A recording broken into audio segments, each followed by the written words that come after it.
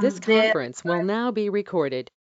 They are the two gentlemen behind all our socials and our marketing information that comes out. So this will be recorded and is getting recorded from now. So if you could put your questions in the chat box, and if there's an opportunity for questions, the gentleman will give you that chance. But they will be showing us a presentation. And again, if you've got any questions, please put in the chat, and then we'll go from there. Thanks, gentlemen. I'll hand it over to you. Yeah, hey everyone, so I'm Tom. I look after all of the club's social media channels, the app and the website. So I'm part of the media team alongside Jeremy and a guy called Chris, who's our multimedia producer. I'll let Jeremy introduce himself. Yeah, hi everyone, Jeremy Arnold, as G mentioned, the marketing and communication specialist for the club. I've only been at the club for just on 6 months now. Previously was the communications manager for the Australian men's cricket team, and prior to that the head of communications at the Essendon Football Club. So it's been great to come in and dip my toes in the water with Victory, obviously the biggest football club in Australia playing in the A-League.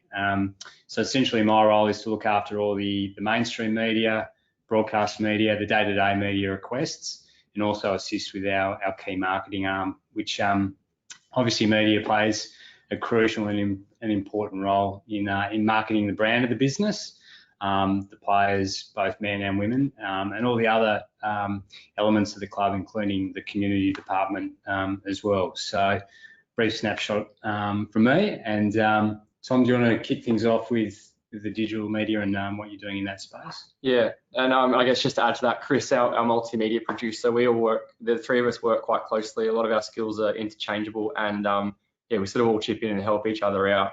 Chris has got a TV broadcast background, so he helps, he leads a lot of our video content, and yeah, he's sort of the creative guru. But yeah, from a digital media point of view, we're very well resourced in the A-League. We'd be one of the bigger media teams, but I guess when you look out to AFL, NRL, and globally, we're actually quite small. So we do our best with what we've got, and our strategy from a digital media point of view is always aligned with sort of the club's values, and that's to sort of be the benchmark, try and lead the competition for our coverage, so the access we get behind the scenes, and that's where it's great to have the three of us in the media team. We all have the access behind the scenes. We can all capture content, and it helps keep our channels ticking over.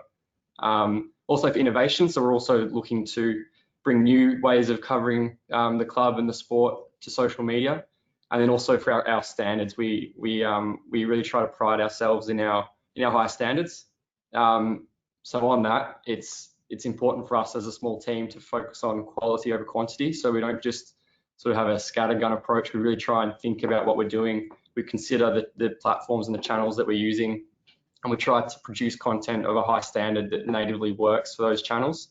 So yeah, that's a daily thing. We have to consider everything that goes out on the channels and whether it's up to the standards that we set.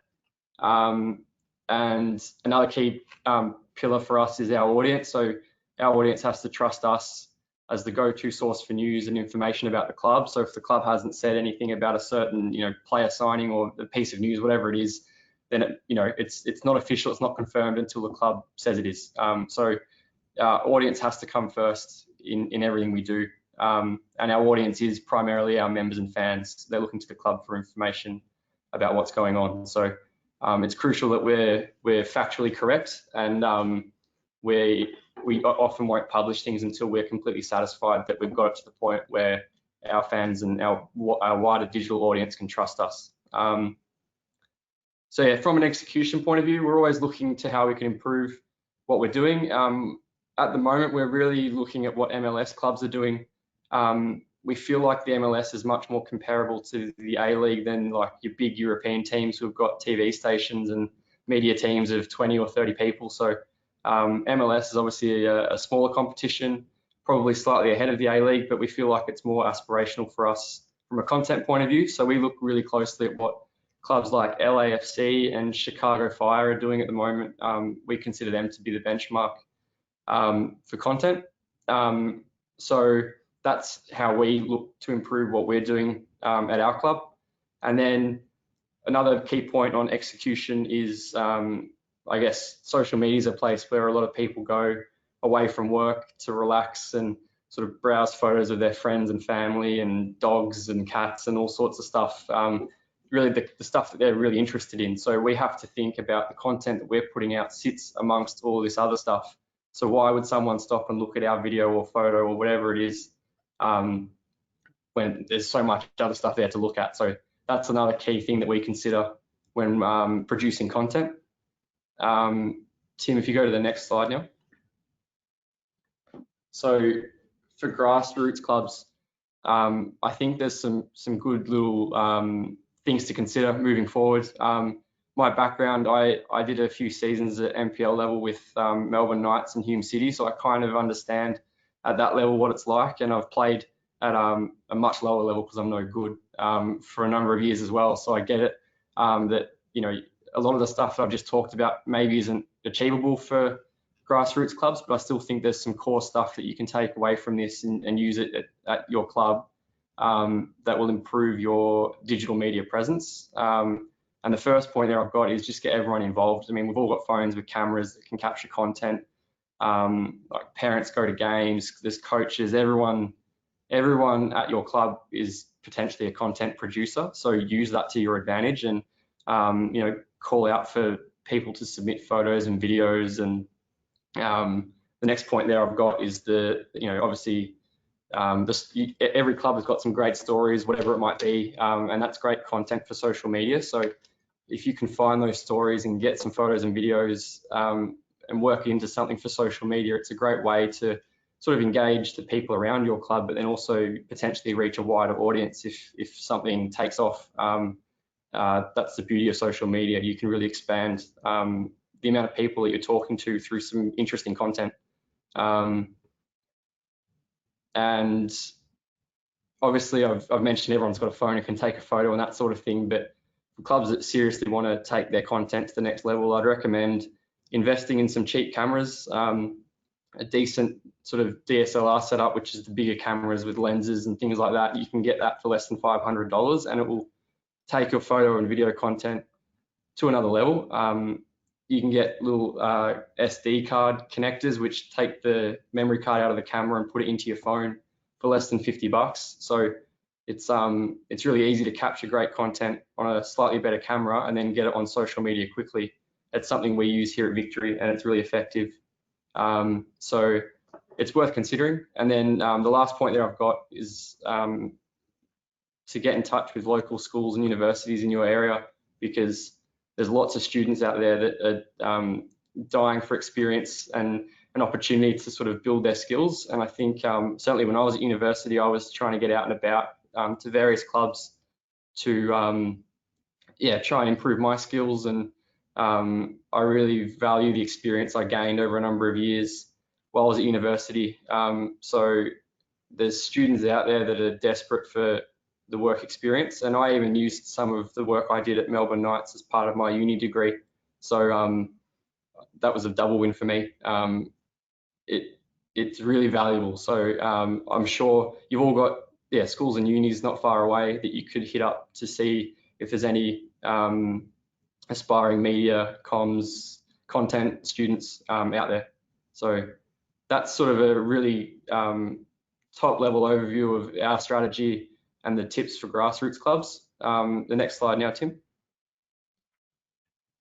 And then I've also been asked to talk briefly about the commercial opportunities that we have here at the club through our content. I'll go through this quickly. It's the key things that we've learned are that integrated content is key. If we're posting blatant advertising, it's just not engaging, and it kind of goes back to that point I made earlier about the content. The content is sitting amongst your family and your friends and animals and other interests that you might have. So if someone sees an ad on the Melbourne Victory page, it's just not going to perform as well. So we've found that integrating our content with our partner delivers much better results. And an example I can give of that was a series we did of almost like Gogglebox with our past players, current players, reflecting on key moments over their careers. And we shot it all in a Metricon display home and edit it together with nice shots of doorknobs and water taps and the staircase and all that sort of stuff. More subtle product integration that was inside an interesting video that our audience engaged with. So it's good to think how you can incorporate your sponsors natively into the content that you might already be producing.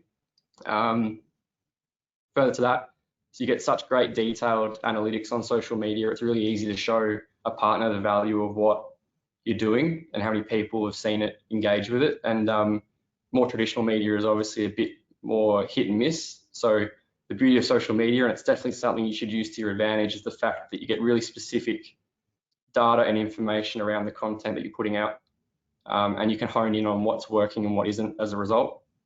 And then, yeah, just finally, trying to put a value on social media is always quite tricky, but a couple of years ago, we had Futures Sport, the business consultants. They sort of analysed our digital channels and found that we could potentially charge up to $5.5 grand for a social media post based on our engagement and our reach, which I actually found quite interesting. It shows that there is value in social media, and it's something that we're certainly working still to this day at the club on improving how we commercialise our digital assets. It's not easy, but it's really interesting.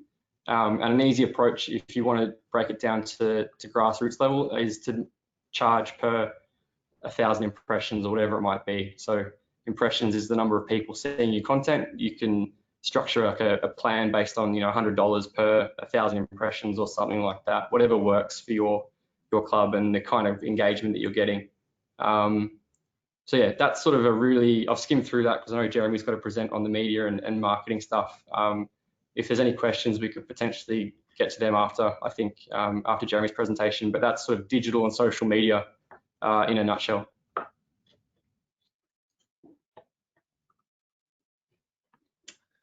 Thanks, Tom. Yeah, media and marketing is a really interesting space, especially at the moment.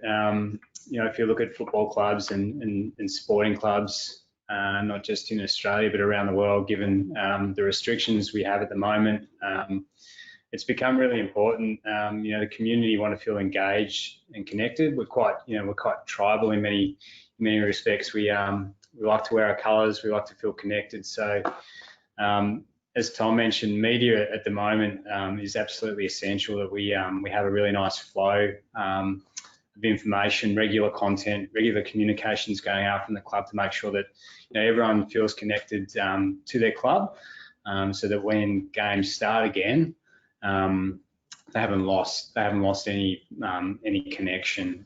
The bonds are still really strong, and it also gives people a lot of hope, and also just that ability to switch off from what's happening in the real world, I guess, and to enjoy the things that they love, because we all know that sport brings a lot of joy to people, whether it's at grassroots level or whether they're watching the A-League. The release, the emotional release that it gives people's huge. We've all experienced that. So during this period, we've made a really concerted effort to make sure that flow of content on the website, on social media, also in the mainstream media, has been there, because we don't want to fall off the radar. We understand where we sit in the pecking order with respect to the Melbourne sports media market, which is one of the most congested sports media markets in the world. There's been a lot of research and analytics done on Melbourne, and just the concentration of sports and professional sports in Melbourne, and it's not comparable to anything else in the world. So we're always fighting for airspace, for airtime, for centimetres in the paper, whatever it may be.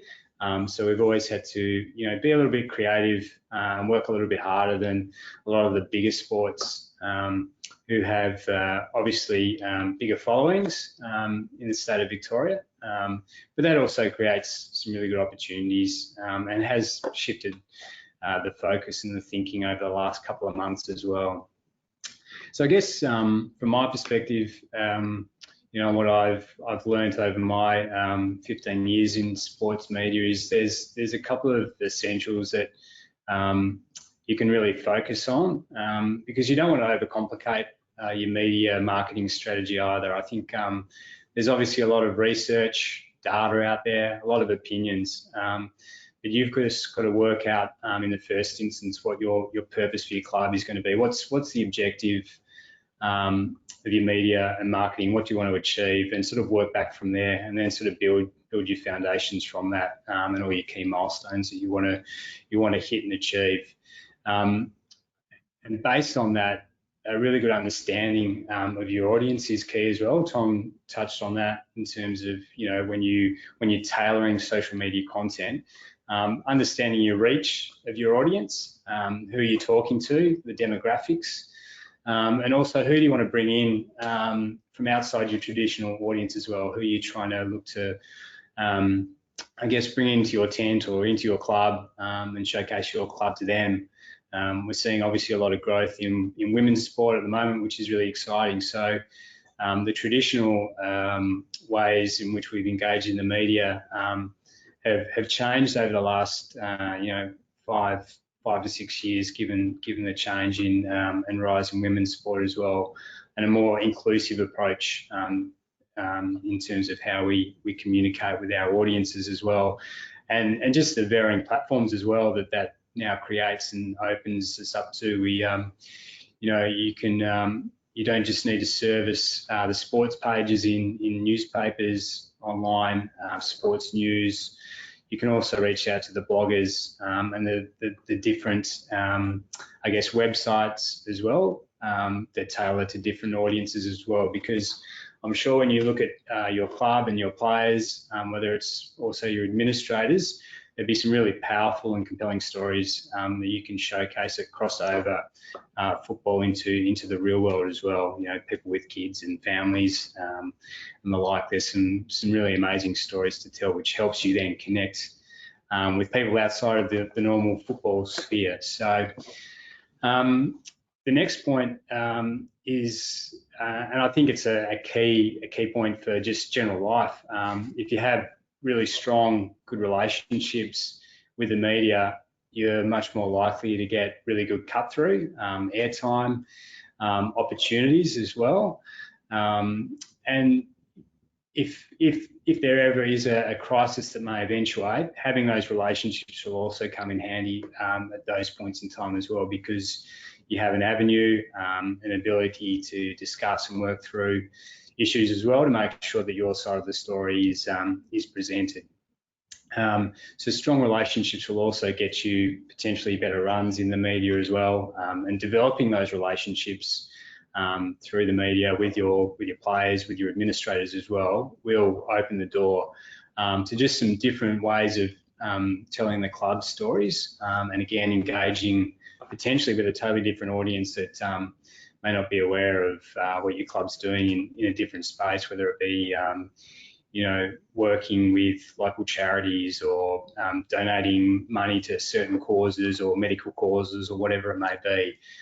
This is a way to sort of help tell the story of your club, but also to engage with new members and potentially new audiences, new players, new families to come along and watch your games as well. And then the third point is, as Tom touched on, it's probably most relevant to Grassroots Club, is you've got great assets in your own social media accounts, so use them to the best of your ability. We're seeing now the media landscape is sort of changing dramatically through COVID. There's been a lot of layoffs in terms of journalists, all manners of different media positions across, print, TV, radio, digital, that media organisations are becoming very, very slim. So the opportunities for them to potentially cover stories does become limited. So that then provides a really good opportunity for you to control your own messages via your own social media platforms as well and get your message across. But it's also important with any media marketing strategy that you have a nice mix. You are still being proactive and you are still targeting those key media channels as well, whether it's in your local region or if you think a story or a potential story has legs, there's opportunities to then sell that into, a Herald Sun, News Limited, Fairfax newspaper as well. So, they're sort of my key 3 media essentials to get things started. And like I said off the top, just don't overthink things. Just have a really clear objective of what you want to achieve, and then work back from there. And you probably already have a lot of these assets ready to go. It's just a matter of using them and maximising them to your potential as well. So, Tim, if you could flick through to the next slide. So again, be really proactive would be my key sort of piece of advice. Definitely with Melbourne Victory, I've had to work a lot harder to try and get coverage in the mainstream media. I've been fortunate to build some really good contacts within the Melbourne media and the national media through previous roles, and that has helped. But unless you're out there pushing your brand and pushing your cause and pushing your stories, they may not get a run. You might be able to run them on your channels and do a really good job. But if you're looking for that broader mainstream media exposure, which may open up potential to sign new commercial partners or partner with a new charity or a cause that the club's trying to align with, these things can really help. So again, it comes back to the relationships that you can try and build and foster and strengthen over a period of time, which will eventually open those doors and allow you to pitch in ideas. And that's probably a really key focus area for you as well, is to not just to create a media release on a particular issue and just send it to the media. Actually work with them and collaborate with them to try and generate a win-win situation for both the media outlet and for yourself as well. And we do that here at Victory a lot. We reach out to the editors of the newspapers, the producers at the TV stations and the radio stations, and just ask them, what do you want? What do you want from us? How can we help you? We've got a couple of story ideas. Would you be interested in this? How can we make sure it gets a run on the back page, or how can we make sure that it gets a run in the news at 6 o'clock tonight, or we're in primetime radio slots? So work with those producers to try and come up with a way that the club gets a win, but the media gets a win as well. And over time, that will become a lot easier as well, I'm sure. So, and that leads us back to the connection and building trust with your audiences as well. As Tommy alluded to, the club plays such an important role in the flow of information.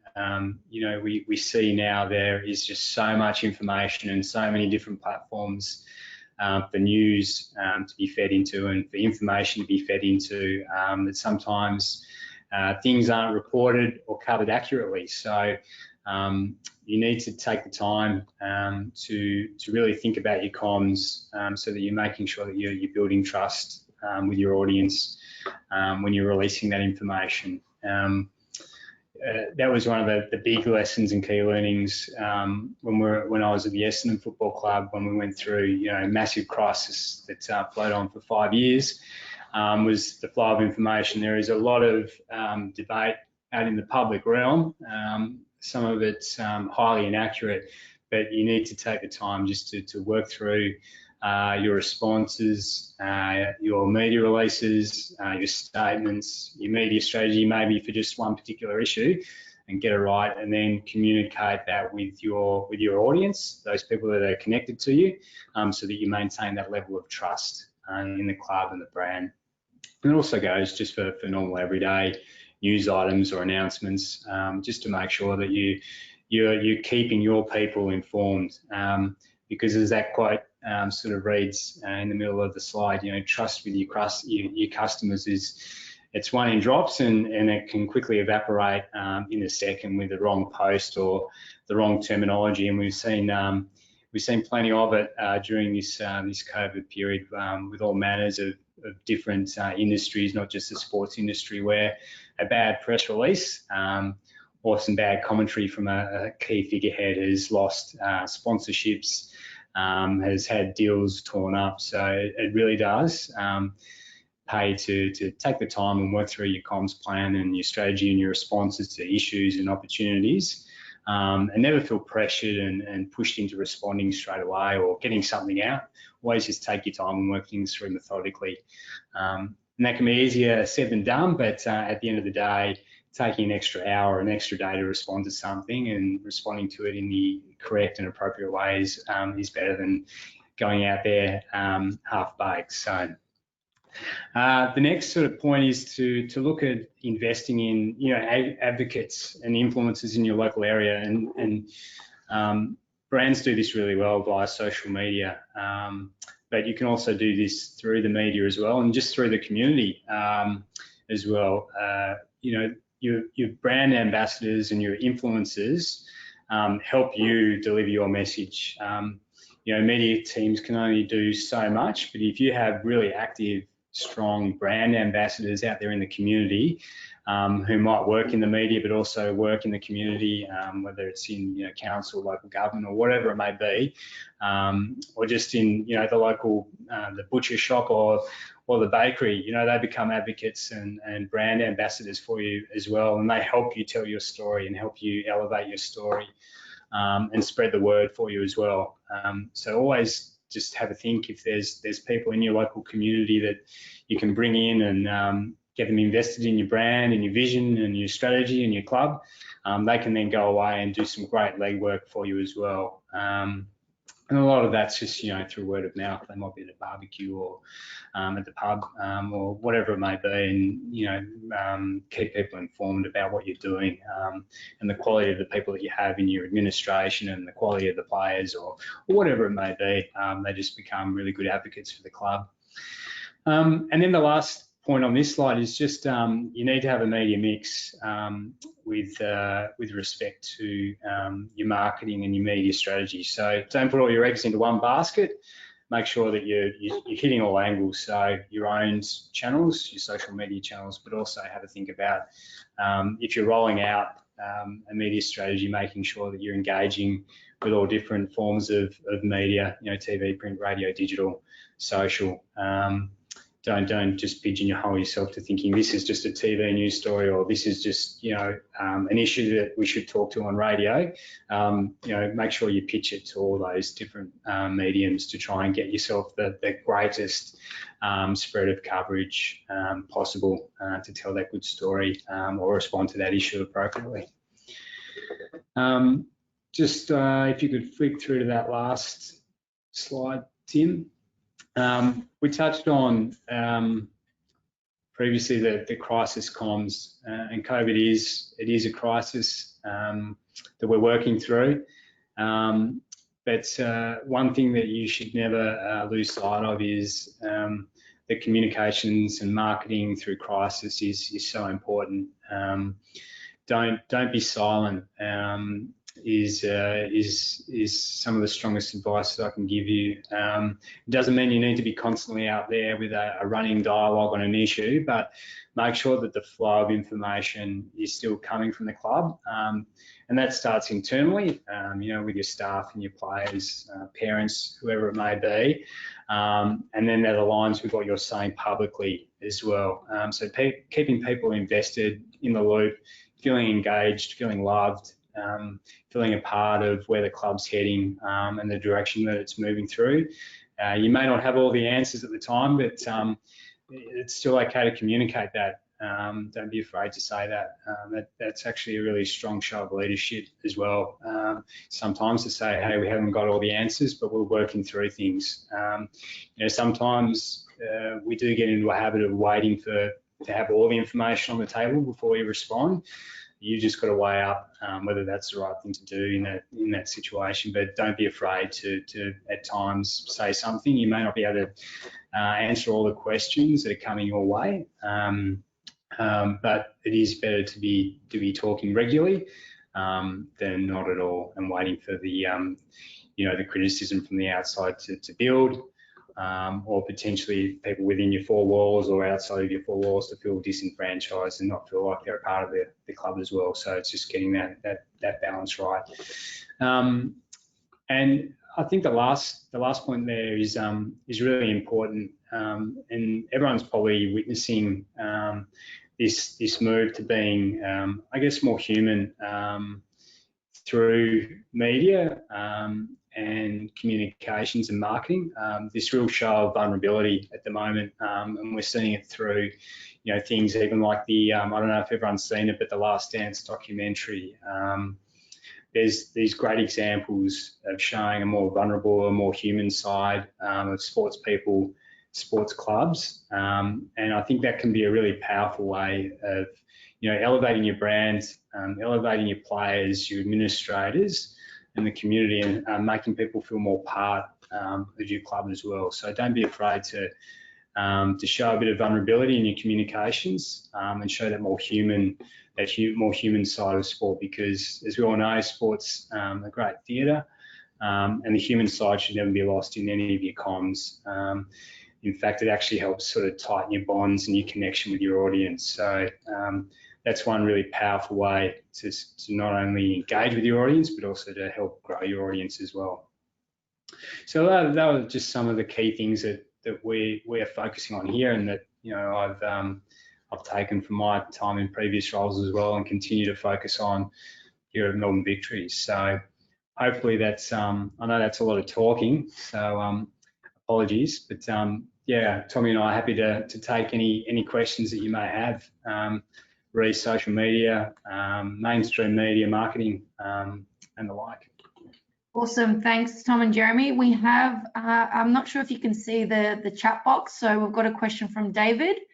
He asked, marketing plan, how many posts per day or week on social media do you plan and schedule these? Yeah, so that's the core part of my role, is sort of mapping out what's coming up.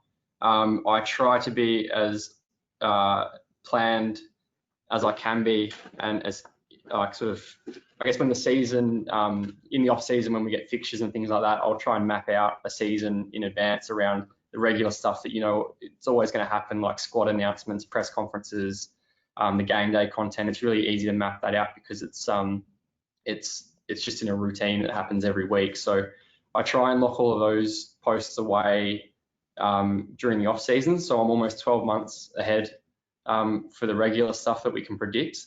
And then from there, I try and, it's pretty fluid. It's like a Google document sort of thing that everyone in the media team has access to.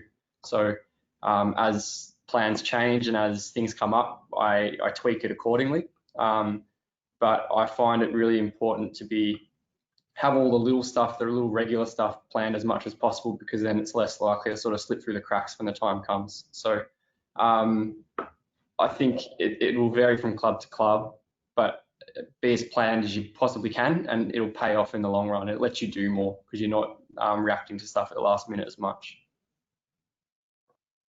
Awesome, thanks Tom. We've got another one from David in regards to databases. Can we use these better, and how do you build a bigger database? I guess that could be like fans on Twitter and social media as well. Yeah, so I guess from a social media point of view, the key way that we try to build our audience, which is essentially our database on social media, is you have to give them content that they want, or they're not going to come back. So the key thing for us is, it's kind of what I talked about in the strategy part about putting our audience first. I think if you've got a really engaged audience and you get that sort of, it's almost like an endorsement from them because they're engaging with your content, platforms like Facebook and Instagram will push that content out to more people, and that's a great way to build your audience or your database on social media from a media and marketing point of view. Yeah, I guess similar to Tom, the database, we have all your key media contacts, all your key commercial partners, VIPs, different members. You might have databases where you've got your board members, shareholders, but it's really important to have a database to help spread your communications. If you've got press releases, media releases, statements, good news stories, to keep those up to date, so that you can share I guess, share your comms across those channels and get the word out to those people as well. It's really important, and obviously it helps reduce a lot of the legwork, making phone calls or sending multiple emails. If you've got a really good, thorough, up-to-date database that you can share your comms out via, it's probably a really worthwhile investment.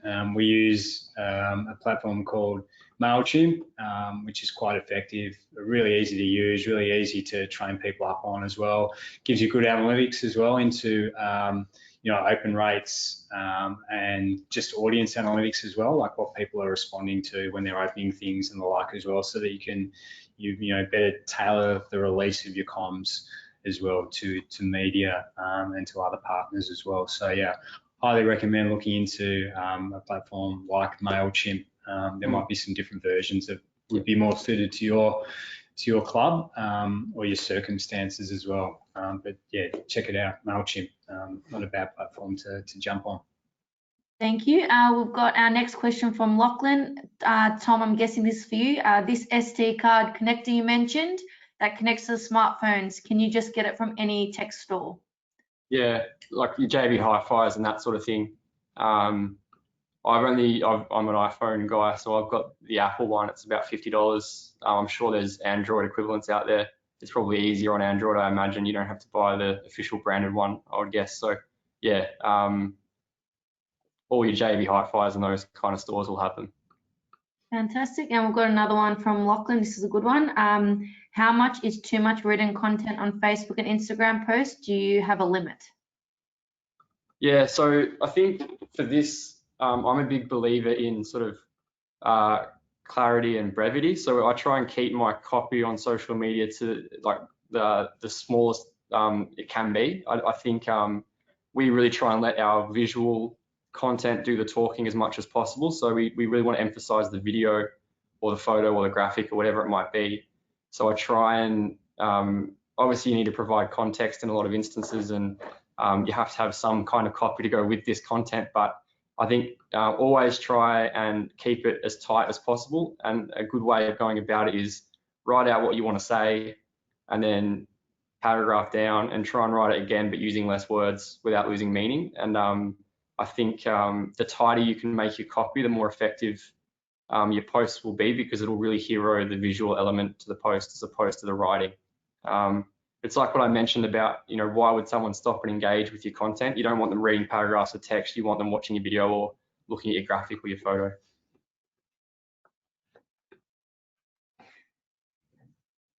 If there's any more questions coming up, if you could put it in to the chat. Tom, I think we've previously had a chat in regards to video content of how long, say you put an Instagram post, how long should they be? And I guess how quickly can you engage and disengage someone scrolling through Instagram with a video?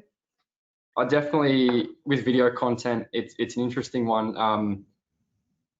On Instagram, 60 seconds is the limit for a normal post. So obviously anything under a minute is preferable. It's really important that you tell, or you give the users the message they need to receive in the first sort of 5 to 10 seconds, even less if possible, because we find that for shorter content, people start to drop off after 3 or 4 seconds. So if you're not giving them what they want, they'll just keep scrolling. So it's really important that whatever the message you're trying to get across is that it's delivered right at the top of the video. And then if it's obviously really engaging and they've decided that they want to stick with it, that's great. And you'll see that reflected in your numbers. That's a good way to tell if the content you're producing is working, if people are sort of sticking with it for the journey. Thank you. We've got another one from Lachlan. He asked, are there any programs you use on your smartphone that you can develop visual content on the go? Yeah, so for, this is stuff I've learned from Chris, so Chris would be better placed to address this, but the stuff that I know he uses is Lightroom, an Adobe program, and you can get it for free on your phone. And especially if you're using DSLR images and video, it lets you sort of just tweak the colors and make sure, if you're shooting in harsh sunlight or really dark areas, that you can tweak the photos a bit to make them sort of more polished for social media. And it's actually a really quick process. I really rate what Chris does in that space, and I've tried to learn as best I can how he goes about it, because it's crazy how powerful phones are these days. Another one we use for Instagram stories is called Unfold, and it lets you build creative templates using the photos that you capture on your phone. You can drop them into some nice sort of collages and things like that, and it just sort of makes it look a bit more polished. I guess with mobile apps, that's the aim. Like, what you shoot on your phone can often be a bit rough. There's a lot of apps out there that let you sort of polish it up and make it look a bit more professional before it goes live on social media. So the two key ones we use are Lightroom and Unfold, but there's stacks out there, and it's worth just trying them. It's the beauty. Like, a lot of these apps are free. Download it, give it a go. If you rate it, keep using it. If you don't, there's another one out there. So yeah, they're the two that we use. All right, is there, oh, there's another one. Okay, awesome. Thanks, Lachlan. He says, thanks, Steve, for answering the questions. I'm glad to read that. If there's anyone else, I'll give you another, I guess, minute. And if no one has, oh, here we go. Is there too much, from David, is there too much communication you can do? So can you, I guess, over communicate with the people?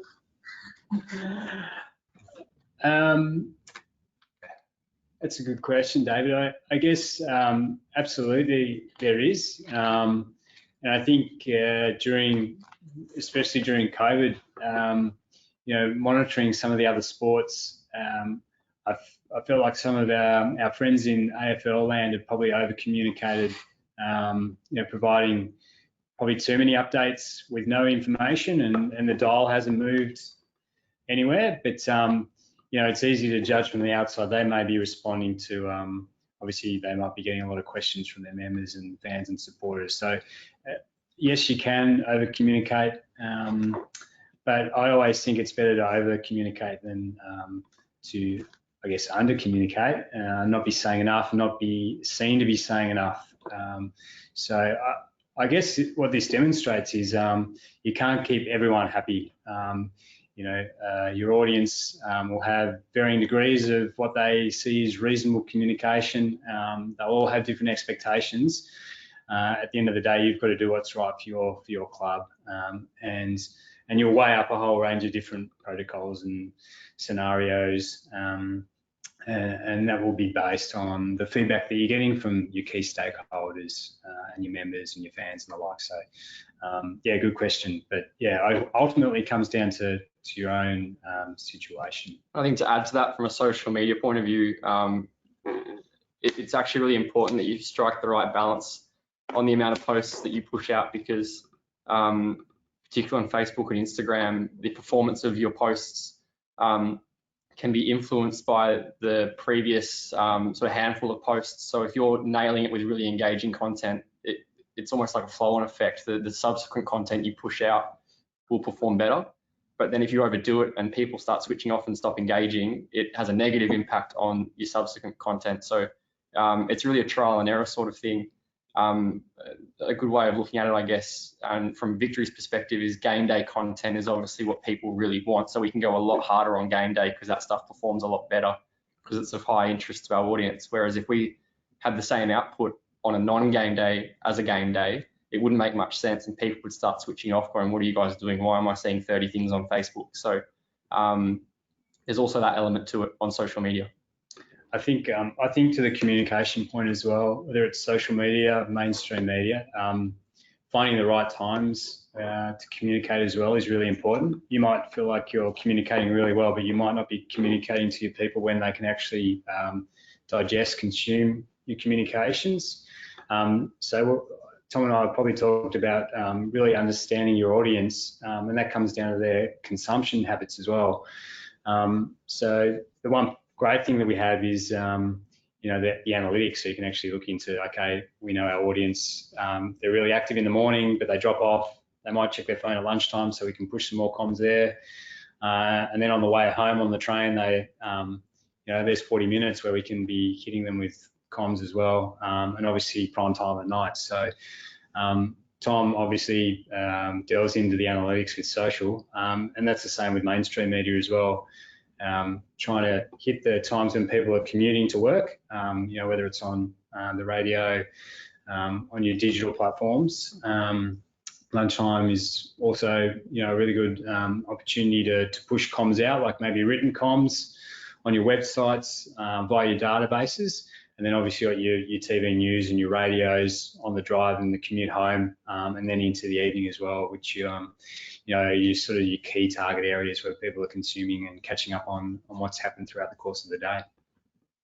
All right, we'll go with the last question from Ren. So Tom, you mentioned good to have cheap DSLR cameras. Is there privacy issues taking photos of players, particularly juniors? It's always better to be safe than sorry. So I know from our perspective, and Tim and G will be across this, with things like masterclass where there's juniors, we always sort of, it's part of the registration process and that sort of thing, and we can like wristband kids that can't have their photo taken, so that we know when we're producing content to leave those kids out. So I guess at grassroots level, maybe if you are planning to go down to a game or a training session, whatever it might be, to take photos, it's probably worth, it's definitely worth sort of communicating that in advance and finding out if there will be any problems, because it's way better to be safe than sorry, especially with juniors for sure. All right, we'll wrap it up there. Tom, Jeremy, thank you so much. We have this recorded, so we will share it with all participants to share with their clubs. So I have no doubt that all this information will add great value, and everyone's saying their thanks. So everyone's, I'm pretty happy with the session. It was really informative. Thanks, guys. All right, thank you. All right, thanks everyone. And thank you for everyone tuning in. Have a good night. Thank you.